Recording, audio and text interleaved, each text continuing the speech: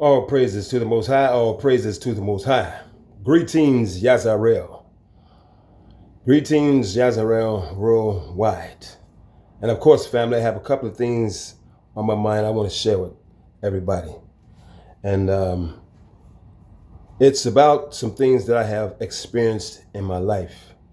And so, family, Yazarel, if you have like grandkids, young children who are in those teen years, and they're kind of like drifting down the wrong road, please allow them to see this video. If you got nephews and nieces, and you seem like they're kind of drifting down that road off into crime, because we all have, a degree of this in all of our families, if we just be real about it.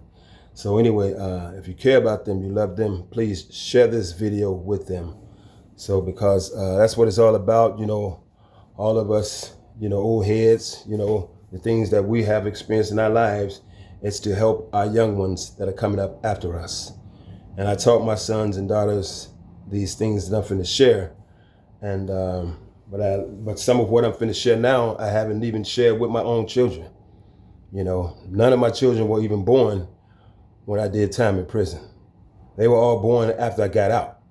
But I might have mentioned to them that I had done time before. And but I never got into detail of what jail and prison life was about. And they never saw me as an alcoholic. They never saw me as a drug addict.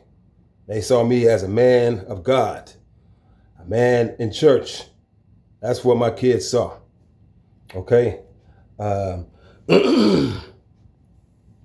anyway, I'm gonna start right here. I did have adults in my life when I was a teenager. Knew that I was going down the wrong road because at times I had been arrested, that I had to call my mother, after so many years, so many hours, they'll lock you up and give you something to think about, and then they'll let you call your mom after a while, or whoever your guardian is. And so my parents, my mom and my real parents, when my mother got me and my brothers out the foster home, this surprised all of them because they got all the praise from my foster parents of what a good child I was, excellent student. They hardly ever had any trouble out of me. And then once my mother got me and my brothers out the foster home, I was the only one getting in trouble. And that surprised everybody. They was like, well, you was the last one we thought would ever, be getting in trouble like this. You did so well in school and stuff. You used to get awards every year, attendance awards, merit awards, and just loved going to school. I mean, from the first grade to the seventh, I never missed not one day. Even if my foster mother used to say, if you're sick or if it's your birthday, you can stay home if you want to. But I always went to school, and until, I got in high school, you know what I'm saying? But anyhow, what I want to start out saying, family, is besides that right there is that, I spoke that I had done time in prison before, but I never got off into details of what it was about. I said it was about trying to make some money, the wrong way. And it was a robbery charge. But I wasn't the one who actually committed the robbery. There was a friend of mine I grew up with, and he was involved with one of my sisters. And he told me that, he was trying to please my sister and told me that, he needed money and stuff. I said, so what you telling me for? I was doing pretty good with me and my lady, where I was staying. I didn't need to do nothing stupid like that. I had called myself retiring, of getting in trouble. And here he come with an idea. And at first I told him, man, the way they giving out time like candy in the county, man, count me out. So he's like, you chicken, man? I ain't scared of nothing, man. You know what I'm saying? I used to try to tell you to come with me when I was doing stuff, but you was always scared. Now I retired. Now you trying to come up with some stuff. Nah, man. I said, okay, I've been drinking, man. When I sober up in a couple of days, we'll talk about it. So in a couple of days, I said, what did you have in mind, man? And he's like, man, we go up to the grocery store over on Grand Boulevard. This is back in Indiana. And, I had the cashier ring up some potato chips, and when the cash register opened, I just snatch all the money I can. I said, what you want me to do? And he was like, you be standing by the door, and when you see me come running full speed to the door, you step on the mat, so the door can automatically swing open, so I won't have to stop. I can just keep running full speed out. So I said, okay, well, I can do that. That's how I ended up going to prison. You know, we got away with it that night. And 10 days later, we both got drunk and went back to the store like some nuts.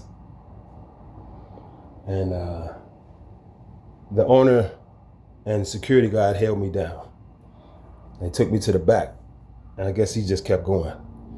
And I was drunk as a skunk. And that was just so wrong.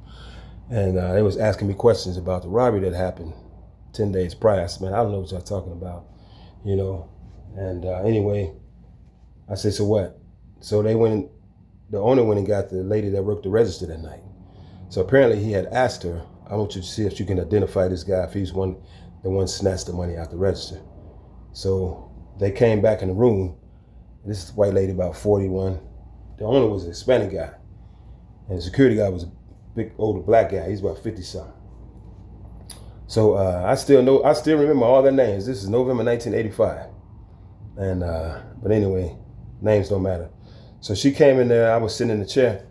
This white lady was looking at me up and down. She went around the chair I was sitting in, looking at me, looked at my face. She looked at the owner, looked at the security guy, was like, nope, that ain't him, and walked back out. I said, see, I told you. I told the owner, I told you, I don't know what this guy talking about, but you know. I said, so what now? He said, well, I'm going to call the police. A police report got to be made out because the store did get robbed. You know, he said you was one of the guys, so we wait till the cops come. So when the police was taking me to jail, I was drunk, singing in the back seat, and I was asking him what was I charged with. And he said, well, they said somebody robbed the store, probable cause robbery. They can hold you only 72 hours, 3 days for probable cause, whatever. And after that, they got to let you go or either charge you with it. So the next day I woke up with a hangover. I was like, oh man, I was in jail. You know what I'm saying? But to the young people, you know, jails and prisons, I see a lot of young people, you know, doing drive-bys, you know, 14, 15-year-olds shooting up city blocks, trying to act all hard and stuff like that because they got guns and they feel strong and they feel powerful in the numbers because, you know, they run in packs, these young people, you know, from coast to coast.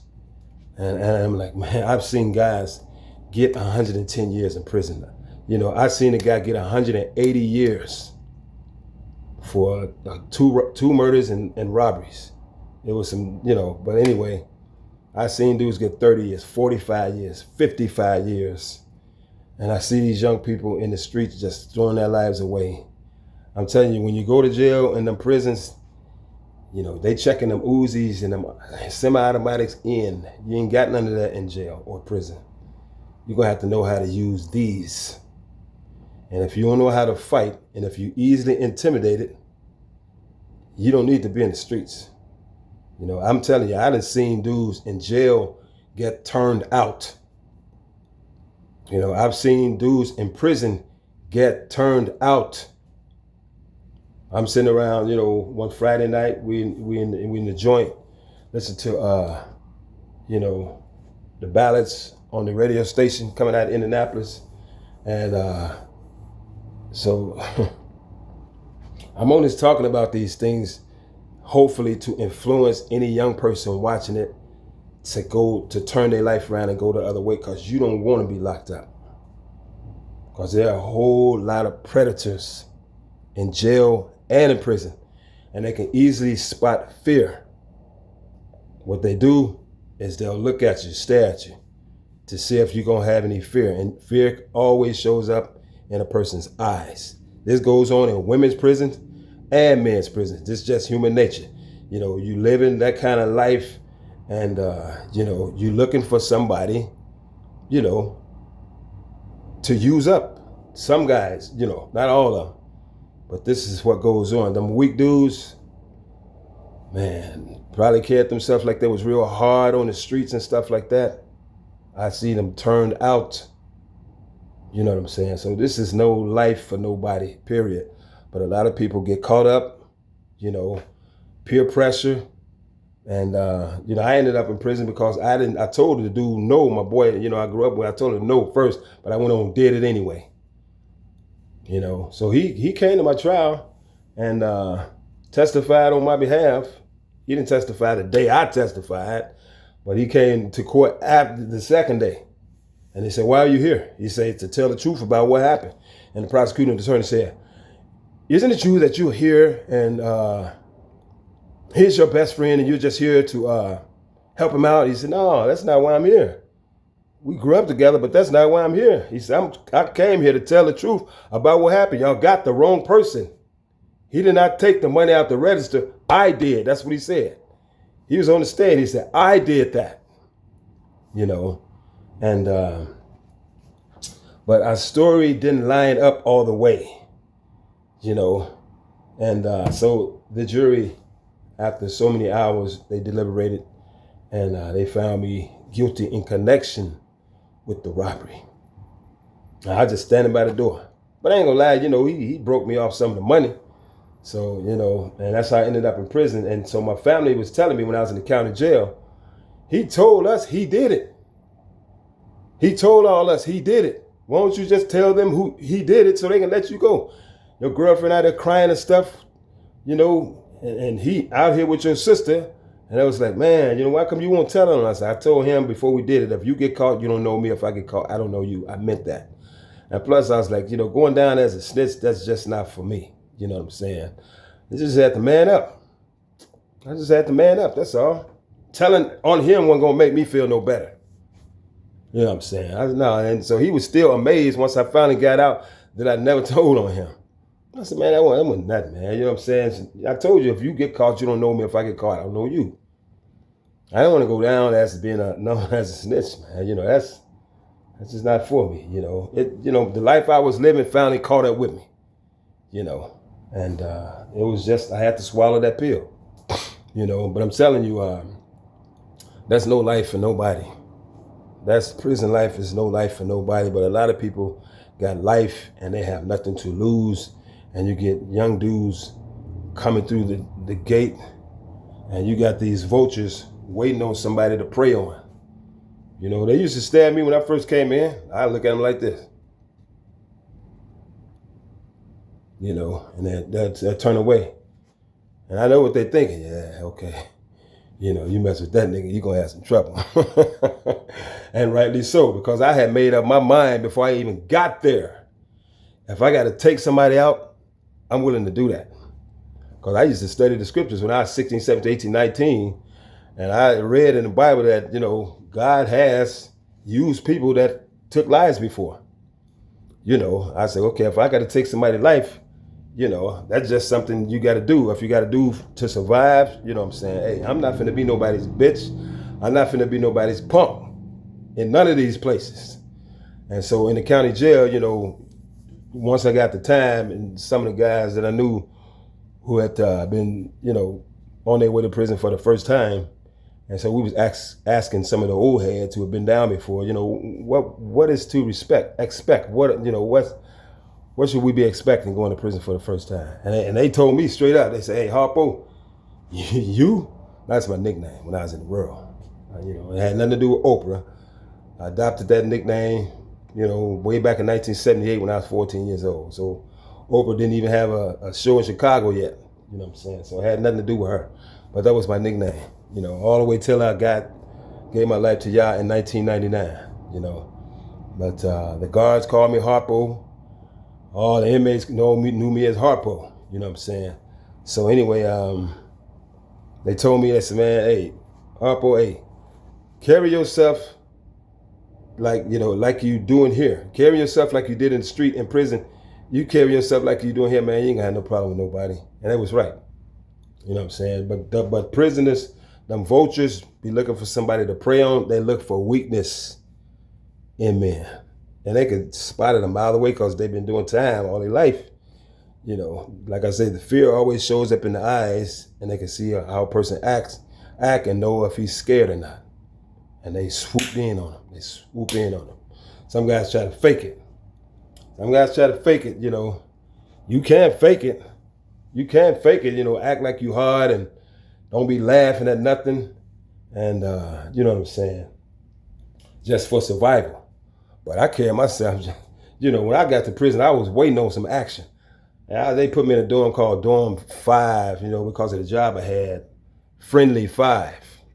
I said, oh, man, it's kind of like a honor camp or something. Everybody all friendly and nice and stuff. I want to see some action. I want to see somebody get hit in the mouth. But anyway, my first job was working in the broom shop, making 60 cents an hour. 60 cents an hour, And jobs like working at the dairy, working with cows and bulls, labor lines out in the fields, whacking weeds, the Hilltop Garage, washing the administration people's cars and stuff like that. So picking strawberries from the strawberry fields, the apple orchard, a lot of crop plans and stuff like that. I said, what about this broom shop? Inside making push brooms. I said, yeah, I want to do that. Let me do that. They said, okay, they put me down for broom shop. And so after working that job for a couple of days, they made an announcement. They said, okay, well, we got some guys coming in here to make some repairs. And so we're going to have all the inmates not be in the broom shop for at least 3 weeks. So they found another job for us to do to go help out with the people who picking strawberries in the strawberry field. They say after 3 weeks, when they finish the repairs in the broom shop, we come back to the broom shop. So the first few days, picking the strawberries was kind of cool. You can eat all the strawberries you want. We having strawberry fights, throwing strawberries at each other, just passing time. And then, you got to get on your hands and knees and pick strawberries for many yards, longer than football fields. I'm telling so it wasn't no strawberry patch, a strawberry field, because they had a lot of acres, that prison, Indiana State Farm, and in Putnamville, Indiana. So anyway, the next week, I'm telling you, this is Central Indiana. It was really hot. I got sent down in the month of May. It was really hot in Central Indiana, like 98 degrees, 99. It was just hovering in the 90s every day. And I just came in from outside, and I'm kind of sweating now. And I don't want the air conditioner on because I don't want it to drown out what I'm trying to say. But I'll turn it on later, And like I said, I don't mind sweating because it helps you lose a couple pounds. You dig what I'm saying? I had a shower when I'm sweating again, but it's all good, Anyhow, so after the second week of picking strawberries, I got off my hands and knees. I told that the guard that was over the broom shop, because he was out there with us, I said, man, I'm not picking another motherfucking strawberry. I didn't sign up for this, man. I'm a city dude, man. I ain't with all this working in fields like this in no hot sun, man.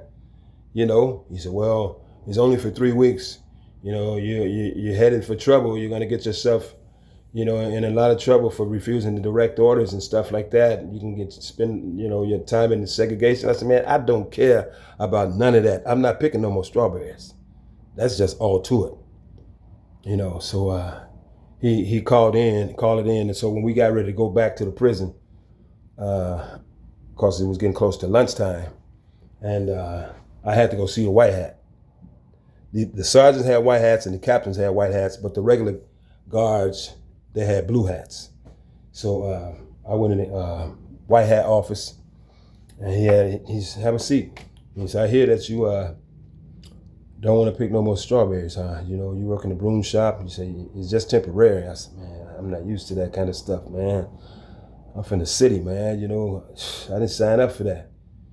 He said, okay, well, he made a suggestion. He said, well, you ever work in a greenhouse? I said, no, but I'd be willing to try it. I seen the greenhouse on this prison property. Big, long building with a triangle, it's green, light green. I'm thinking I'm going to be working in there. I said, sure. I work in the, plant crops and stuff. Okay, cool. So he put me down for horticulture. So I'm thinking I'm going to be in that greenhouse. So, I leave out with my new slip for a job change. You really ain't supposed to go to reclass. That guy, that white hat was reclass. You really ain't supposed to go to reclass until you work the job 90 days, 3 months. Every job in prison, you got to work at least 90 days before you can go to reclass and ask for a job change. So I went back to the dorm, and this was a new dorm because I wasn't in the broom shop no more. So they moved me from dorm 5. I had to move to dorm 2. It was more rowdy. They said, "Oh man, dorm 2 rowdy." Man, I don't care about nothing like that, man. That don't scare me, man. I ain't scared of nobody in this joint. You dig? Because if I need to take a life, I will do that in a heartbeat. You know what I'm saying? Hey, the next man like living just like I do, but you know what I'm saying? Hey, come on now. I'm not no coward, man. I was 22 years old. I said, man, if I got to take a life in this place to gain respect, I'm going to do that. But it wasn't nothing like that. You know what I'm saying? Not for me anyway. I seen other guys get punked out, But anyway, dudes who just can't fight, they're soft. Prison life is not for you. If you can't fight, just because you mad don't mean you can fight. If you don't know what to do with these when it's time, I can tell dudes that can't fight just by when they finna fight, how they hold their guards. I could automatically see he or she don't know how to fight. They don't even know how to hold their guards. That's all I need to see. When somebody, put their guards up, I can tell if they can fight or not. You know what I'm saying? And anyway, so I go over to dorm 2. And this is when I'm checking in. And you got all bunk beds lined on one side of the dorm, over 100 and some inmates in each dorm. It's 12 dorms with over 100 and some inmates in each dorm. You got bunk beds along the wall, bunk beds in the center of the dorm, and then you got single beds in the center, and a picnic table, a couple of picnic tables where dudes play poker, and you can write letters and stuff like that. And then the guard's desk is right there in the center, like where the entrance door is at. So that's where I was with my paperwork, checking in the dorm 2, with my new job. And so it was the closest bunk to the guard's desk. It was a white dude laying on the bottom bunk. And he said, "Fresh meat." And I looked at him like this. And I started walking to his bunk, looking down at him like, are you talking to me? And he said, "No, I was talking to that white dude." I said, "Okay, I thought so." See, I was ready, what I'm saying? I ain't never been scared to get down, For my crown, if it's time to fight, man, hey, man, you don't want none of this. I'm gonna tell you, you don't want none of this. You did, because when I snap, it's on, Jack. And he punked out. Okay, I was talking to the white dude. I think you scared because you knew. Some dudes would be scared. I ain't had no fear. I was ready. I was mad at myself for being there and waiting on anybody to give me a reason. Anybody. But nobody did. I thought that was the reason, but I'm talking to that white dude. I said, okay, all right then. Because I was ready. You know what I'm saying? Because you hear the stories about what goes on in prison, so I was ready for that. I was ready. If I got to take a life, I'm just going to have to do it. Ain't gonna, hey, for real. But I didn't have to get down like that, But anyway, because I got a lot of respect, because the first altercation, incident, fight I got into, now, before I get off into that, now going out the next day on labor line 3, horticulture, this white, because the other inmates, I knew that I left the broom shop. They said, "What you doing now?" I said, horticulture, man, working in that greenhouse. And one white dude said, "Man, you ain't gonna be working in that greenhouse. Horticulture, you working in the fields, in the hot sun. And you got to do that for 90 days before you can go back to reclass and get a job change." He said, "Man, you jumped out the frying pan, Harpo, into the fire, man." Yeah, he said, "I'm telling you, dude, you jumped out the frying pan into the fire." See, he had been in the prison for a while. I'm still new. I didn't know nothing about no horticulture. So the next day after breakfast, we pairing up in the streets, finna get ready to walk through the prison gate and go get on the back of the pickup truck or the dump truck to go out to the labor line sites. And so I wasn't picking strawberries no more. And after 3 weeks, they finished the repairs in the broom shop, and all them dudes, broom shop dudes, went back in there. And here I am outside in the labor line in the heat where I didn't want to be. If I had just kept my cool. You know what I'm saying? I said, golly. That white dude was right. I jumped out the frying pan into the fire, being young and hot-headed. But anyway, so now I'm on the back of this pickup truck on the lift gate, and we all riding out to the site. It's about 13 white dudes, 5 black dudes. We all on line 3. labor line boss was Lundy. He was Officer Lundy. And so we was going to, now after 90 days of working on Lundy's Labor Line 3, I didn't go back to reclass for a job change because I actually liked working in the fields, because we used to make the best of it. Had tomato fights. We was in the apple orchard. You can get all the apples you want, and then we would have apple fights, throwing apples at each other, just acting silly. A lot of us like young in our early 20s, mid 20s, you know what I'm saying? And just trying to make the best out of doing time, And so so by the time I was in prison, 5 months, we was in the tomato fields, pulling the weeds from in between the tomatoes. And but to see if you young family and your relatives, if you be smart, you never have to experience these things in jails and prison. That's the thing right there. I was kind of hard-headed. I wouldn't get sassy or backtalk my mother or my older brother and them who was trying to tell me the right things before I went to prison. My thing was like, man, they're my boys, man. We be making paper, man. We be making that money, man.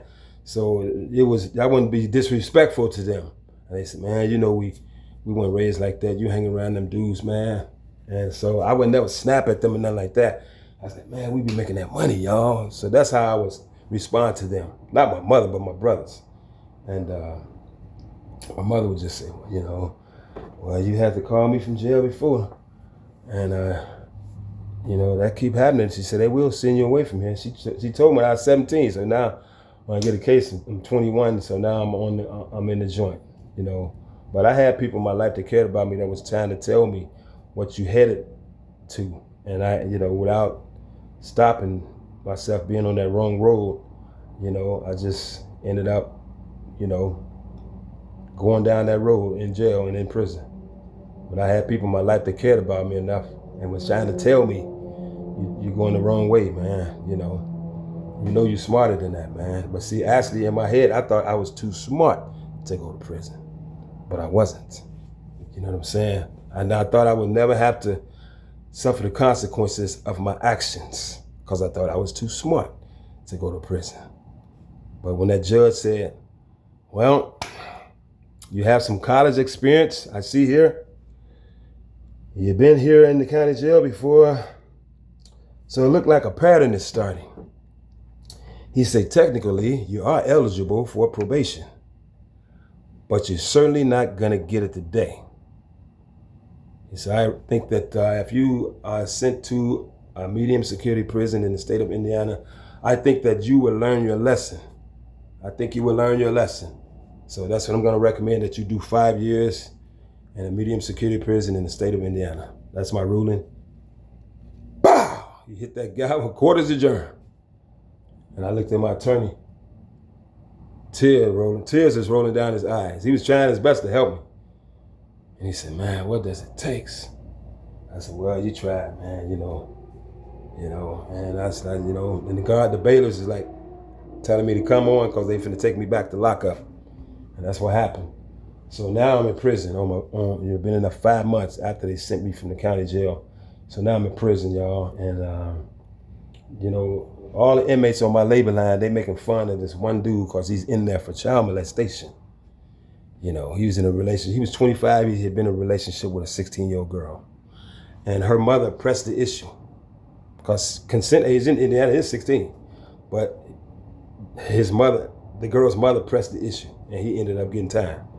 So they would make fun of him every day, the other inmates on our labor line. Every time we go out to work, they'd be making fun of the child molested dude, just teasing them all day long. I never had words to say because I never did like joning back and forth with people, but if they said something real stupid, I would laugh. I would be, what I'm saying? I would, because some of them be saying some crazy stuff. And one day this was going on, like always, it was going on again. And I was bending over, pulling the weeds from in between the tomatoes. I was working while they was, lollygagging, just, messing with the child molester. And something, as I was bent over, something hit me in the back real hard. And I was kind of under a tree, and I looked up. I looked around me. I thought somebody fell out the tree on my back. It hurted so badly, whatever it was. And then I reached back there where the pain was, and I brought my hand around. There was some juice and seeds. The tomatoes were not ripe. They were all, unripe tomatoes, all green. So I said, man, who hit me with that tomato? And they were still laughing at the child molester. I said, I'm going to say it one more time. And I'm going to start kicking ass out here one by one. Who the hit me with that tomato? And they all pointed at him. Kennedy did it. Kennedy did it. I said, man, what the fuck wrong with you, man? Are you crazy? As I'm walking toward him, he's like, fuck you, motherfucker. Good for you, motherfucker. I say, for real, man? He's like, y'all always fuck with me every day. I said, man, I don't mean fucking with you. I ain't never said nothing to you, man. I might laugh at some of this crazy they be saying about you, but I ain't never said nothing to you. Good for you, motherfucker. I said, okay, you meant to do it, huh? Bing! Tagged him in the mouth. And the guard, Lundy, he was over on the road, standing by the truck, guarding the ice cold water. We can go over there and get some if we wanted to, but that's where he was at. And we was in the tomato field pulling the weeds. That's what we all supposed to be doing. That's what I was doing. And so he walked over there toward the guard, and my back was still hurting. But when I hit him, all the other inmates started laughing at him.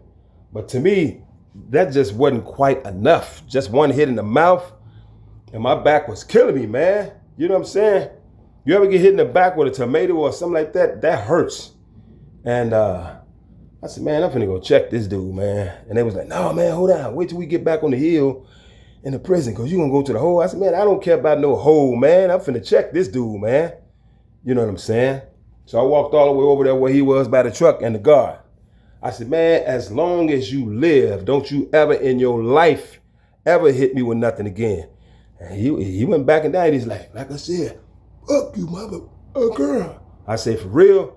So I did like that. I turned around like I was finna walk away. Had my right fist balled up, and I swung back as hard as I could. Boom! Hit him in the mouth again. So his mouth was busting, and he came at me. And I just dropped down like that. Bing, bing, bing, boom! Knocked his ass down. Knocked him down, family, down. And then you can hear all the other inmates in the field, ooh, Harpo knocked him down, y'all. So the guard, he came at me like he's from the ground. I said, man, hey, I'm not allowed to put my hands on you, man. Don't touch me, Lundy. Don't touch me, man. I'm fired up now, So the dude's still on the ground, wiping his mouth and stuff. And then the guard grabbed his walkie-talkie off the side. 93 control, we got 2 inmates fighting.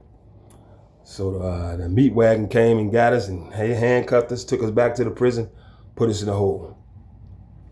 But the thing to you young people that may be watching this video is to not go. You will never have to experience nothing like that.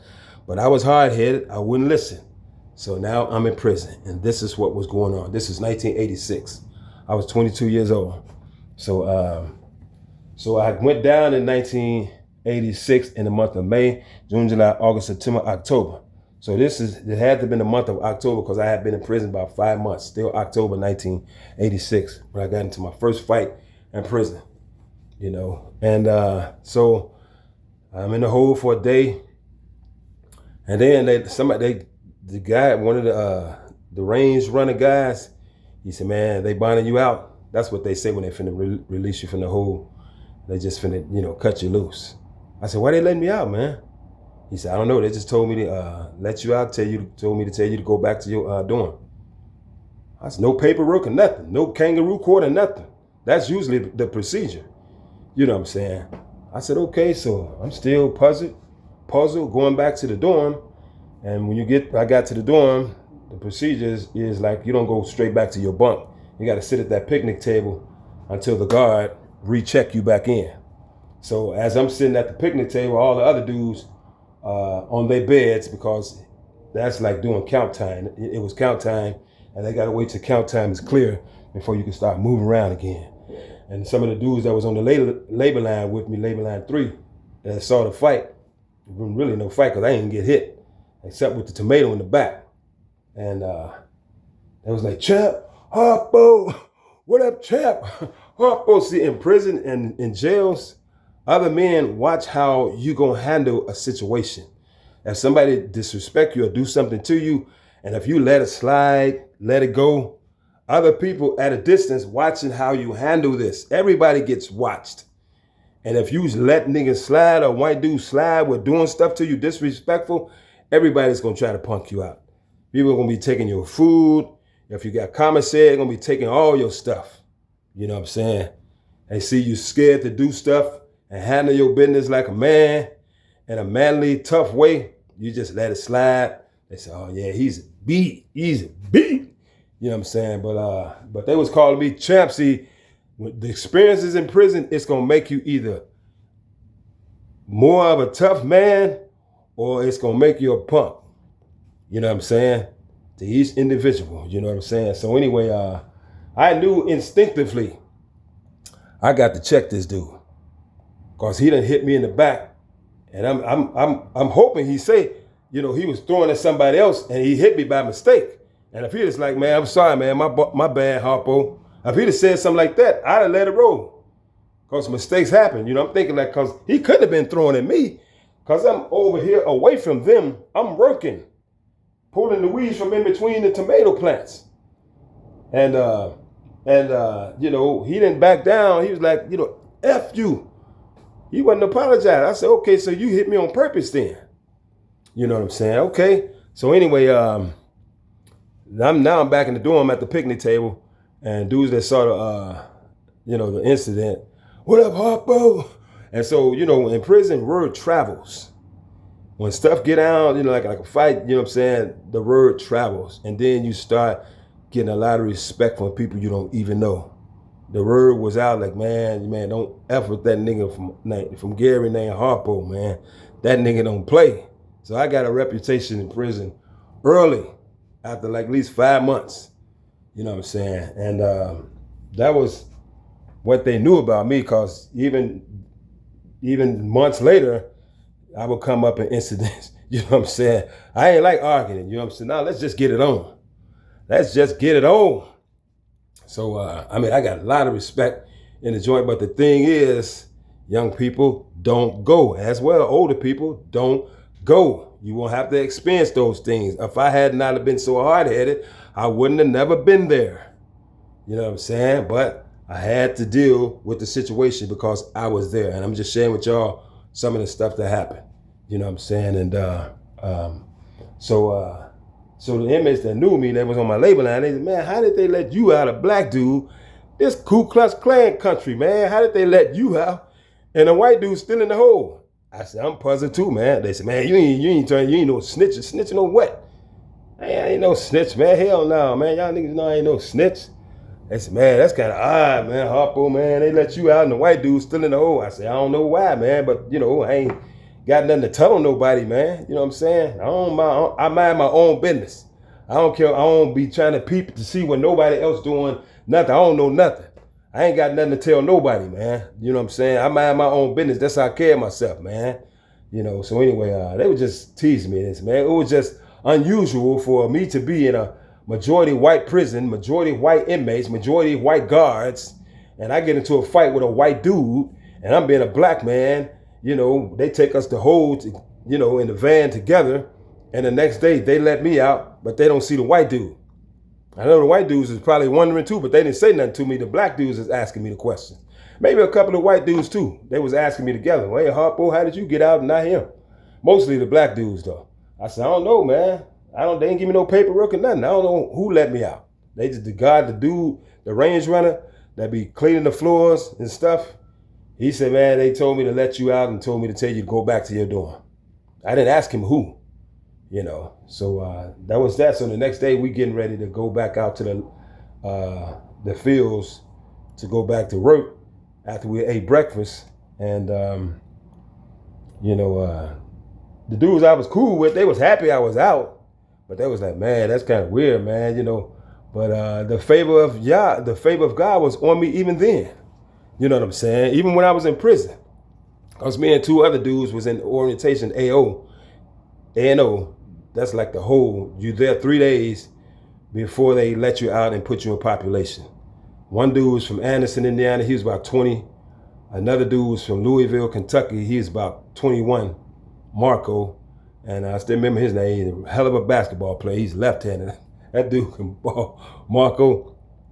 And I was from Gary. So me and these two dudes talking to each other from our cells. This is all three of our first time, going to prison. So we all three together had prayed that God watch over us while we was in the prison. You know what I'm saying? And then, then they let us out that third day, and you in population with everybody else. And as I look back on that, all the incidents that I had gotten in, I never lost no time. Never lost no time, got placed back in time, because they could take your time if you get in trouble. I've been in the hole a few times for fighting, but I never got no time taken, you know what I'm saying? For real. Oh, man, it was crazy.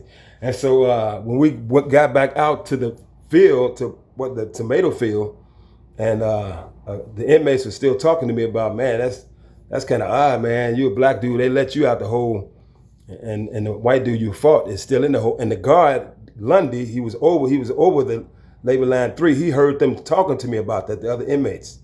And he said, shit, I got you out the hole. He told him, I got him out the hole. And then I said to him, Lundy, why did you get me out? He said, shit, Harpo, you my best worker. Out of all these guys out here, you my best worker. I got you out. I said, now y'all heard it, right? And they knew that I was the best worker, so they, oh, okay, And just working hard is just in our blood. I ain't the only one in my family that, was a hard worker like that. My sisters, my brothers, my brother Nate, he's the only brother I got alive now. He's working in U.S. Steel. And he went to the Army after he finished high school, because I didn't want him getting in trouble doing the stuff I was doing. And he was the only one really I could talk to in the family, because he was the only one younger than me. I said, man, when I'd make a sting and get money and stuff, I would get him money. And he said, what you do to get this? I would tell him, but I wouldn't tell my other brothers. We was all teenagers, but I would tell him what I did. I said, but I don't want you doing what I do, man. I don't even want them doing what I do. You know what I'm saying? But he was the only one that would really listen to me, because everybody else in the family was older than me. And they'd be like, what can you tell me? I'm older than you. I got you by this many years. I got you by this many years. So he's the only one that couldn't say that to me. So when I would talk to him, he would listen. But it would always be the right kind of advice. I said, man, I don't want you doing the stuff I do, because the lifestyle that I'm in with these dudes in the gang, man, I be having dreams where the police chasing me, shooting at me, or somebody else. I said, I don't want you going through that, waking up sweating. I don't want my little brother going through this. I was like 17, he was 15. I said, man, take this money, man. He said, well, what about you? I said, I ain't worried about me, man, but I don't know what I would do if I ever heard anything bad happening to you, little brother. When you finish high school, man, just go to the service, man. And that's exactly what he did.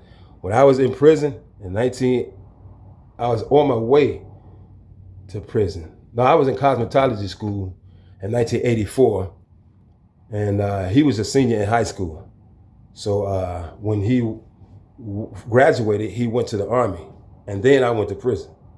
And that's why I found out he was getting married. I checked out one of the newspapers from my hometown and looking at marriage licenses. And I saw him and the girl he went to school with. They was finna get married. That's how I found out my younger brother was finna get married. And as far as all of the boys in our family, me and him, the only one who has ever been married. My four older brothers, they all dead now, but neither one of them ever got married. You know what I'm saying? But anyway, where was I at? Now, even like prison life, when Lundy told the other inmates, I got Harpo out the hole because he's my best worker. And then they all understood. And then the white dude, he still didn't get out till 4 days later. They kept him for 4 days. They only had me in there 1 day. See, that's the favor of Yahweh's on me. But I wasn't thinking about that when I was in prison. But I did wonder from time to time, why come I keep getting in trouble but keep getting out of it? The favor of Yahweh was on me then. Was on me in the joint, family. Matter of fact, in 1987, when you're still in the world, you're living like the world, I said, okay, I made a vow that I wasn't going to get in no more fights. That was my New Year's resolution for January 1987. And 6 days later, I was in the hole again from fighting. But it wasn't, it was like one of my homies from my hometown. He got into it with somebody. He beat some dude up in the dorm earlier. They had a little beef about a commissary item. And my boy from Gary, it was time for us to pay the dude who we borrowed the cigarettes from. You know, when you get a pack on credit, you owe 2 back. Any item you get on credit, you owe 2 back on commissary day. I paid him the item I owed him, but my boy was like, he paid off other people he owed. He said, man, I got 1 item left. He was telling the dude, man, I get you, man. Don't worry about it. I get you. But the dude didn't want to leave it at that. So they had words. And the dude that he owed the item, my boy owed the item. He wanted to fight. And my boy kept telling him, man, you can't do nothing with me, man. You can't do nothing with me. So they ended up fighting. My boy beat the mess out of him. Beat the dog mess out of him. So that dude, he was in a gang too, in the opposition gang.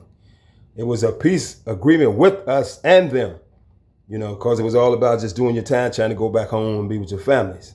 So now it's a beef between us and them now because our boy fought one of their boys, and they was recruiting all kind of inmates. It must have been like 30, 40 of them. I said, man, we ain't recruiting nobody. If you wasn't riding this when you was in the street, you know what I'm saying? We ain't recruiting nobody up in here because we ain't finna try to protect nobody but ourselves. It was only 7 of us.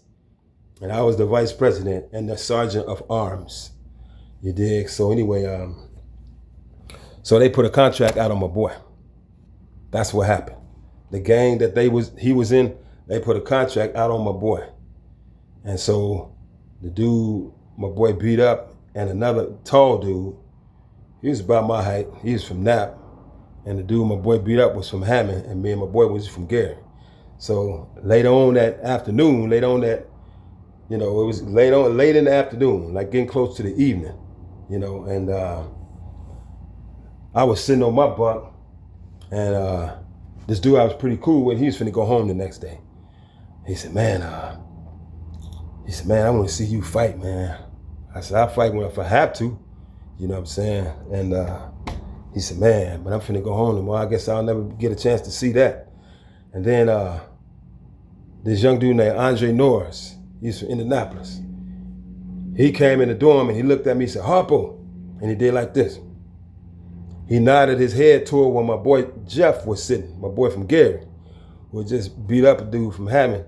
And so, you know, I looked and I see the dude from Hammond that he beat up and a tall dude from Nap coming at him while he's sitting on his bunk looking in his property box, and he don't see them coming toward him. And I jumped up and I ran toward them, you know, toward his bed, but they got to him before I did because they was closer to him than I was. And they was beating him real bad. He didn't know what was hitting him. And I ran over there, and I got the, you know, throwing lefts and rights. They wasn't expecting me to help him. You know, they wasn't expecting me. They thought they was just gonna ride on him and that was gonna be it. But now I came in like Batman, you know, cracking heads, picking niggas up, boom. And all the inmates in the dorm gathered around, and the guards, it was guards and counselors in the dorm at that time anyway. So everybody heard the commotion, and everybody was a big circle of inmates and guards and counselors watching us fight. And I didn't get hit not one time. You know what I'm saying? They had my boy eye swole up, and he had the other dude eye swole up because he had beat him up early that morning. And the tall dude, I had his mouth busted. You know what I'm saying? But I was taking up for my boy from GI, from Gary. That's how we roll. You know, we stick together. And anyway, we all went to the hole. And everybody was like excited. Oh man, it's gonna be some stuff, man, when they all get out the hole. You know what I'm saying? And so after 9 days, they let us out. And you know, my boy from GI, he saw that I was for real. You know what I'm saying? He said, man, you know, Harpo, man, after you helped me, I didn't even ask you to help me, but you did it on your own. He said, now I know, man, you true blue, man. You're a true brother. You know, he said, I wasn't really serious about trying to get cool with nobody in prison. Because, you know, you can't trust nobody in prison. You know, he said, you know, you was sounding real. He said, but in my mind, I still didn't trust the realness that you would be talking, man. Because I don't know you, man. I know you on the streets. You know, you can't trust people. I said, I understand. He said, but when you helped me, when I did not ask you to even help me, and I saw your realness then, man. He said, now, man, if you ever need me in anything in this place, man, now I know, man, you know, you a real nigga, Harpo. You know, I say, for real, that's what I've been trying to tell you all along, man. I ain't playing with this. If I'm with you, I'm with you. Not just until you get in some trouble. No, we going down together. You know what I'm saying? That's how I've always been. That's why out of all our Messiah's disciples, the one that reminded me of me was Peter.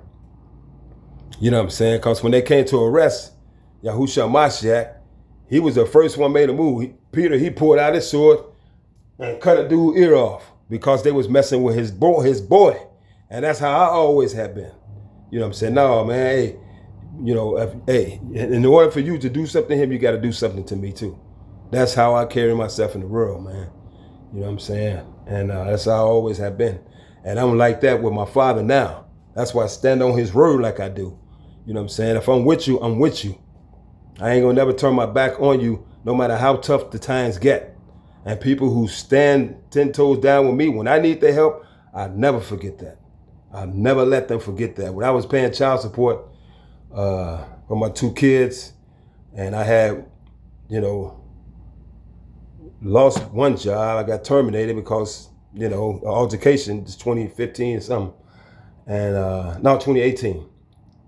I got me another job picking up school kids on a van, but it was just part-time, you know what I'm saying? And so sometimes I get low on food and I call my ex-wife, you know, you and the kids got anything over there to eat? Cause, you know what I'm saying? You know, it's kind of crucial, you know, and my ex-wife, you know, we stayed friends. We never became enemies just because our marriage didn't work. I told her, you know, you do your part with the kids, I'm gonna do my part. Just because our relationship didn't work, that don't mean we gotta be enemies. And so that me and her been cool ever since. This is my first wife, because she's the only one. She's in Minnesota as far as the other ones. I think one is in Arizona, but the other third wife, when we did the divorce papers together, signed them in 2007, I haven't seen her no more. You know what I'm saying? But my first wife, she got my 2 sons. And so anyway, when I told her I needed some food, she said, hold on, I'll be over there. She drove over here about 2 suburbs away with 2 bags of groceries. You know, she said, when you run out, just give me a call, let me know. I said, thank you so much. After 2 weeks, I got low, you know, I ate that up. I called her back. I said, Pam, you know, that food you gave me gone. Y'all got any more food? I was working part-time, you know. And she said, come on over here. I'll fix you up some bags, you know, while you coming. I said, okay, I'll be over there. She got 2 big grocery bags of food. This is my ex-wife. And see, she helped me. I don't forget stuff like that. Somebody help me when I really need help, when I'm hungry, you know what I'm saying? You know, and sometimes when you at your bottom and you down to your lowest, that's when you can really find out how many people care about you. You know, and so when I got on my feet and I got done paying child support in 2021. And I had, you know, I was doing a whole lot better for myself financially, and I wanted a better car, and I had a car to give away. And I thought about, even when this happened on my job, you know, this accident I had, when that drill press went in my wrist,